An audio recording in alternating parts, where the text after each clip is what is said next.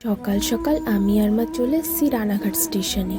এখান থেকে ট্রেন ধরে আমরা যাব কৃষ্ণনগর স্টেশনে। কৃষ্ণনগর নেমে ঘাটে এসে ঘাট পার করে আমরা যাচ্ছি মায়াপুর ইস্কন মন্দিরে।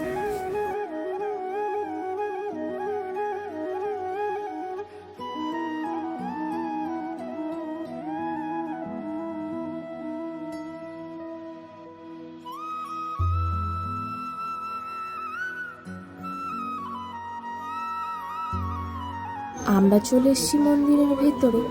এখানে কিছুক্ষণ বসে যেখানে প্রসাদ দেয় সেখানে যাচ্ছি আমরা।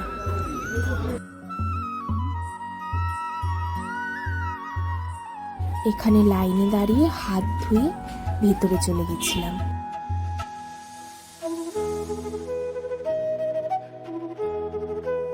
আমরা চলে এসেছি গোশালায়। এটা আমার ছোট্ট একটা বলুন। গোশালার থেকে বেরিয়ে আমরা জুতো আর ফোন রেখে চলে গেছিলাম মেন মন্দির দর্শন করতে।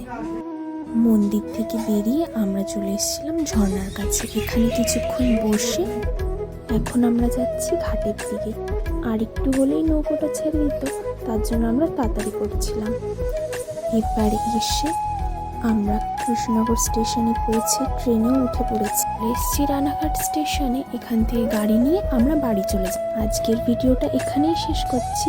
দেখা হবে নেক্সট কোনো মিনি ব্লগে। বাই।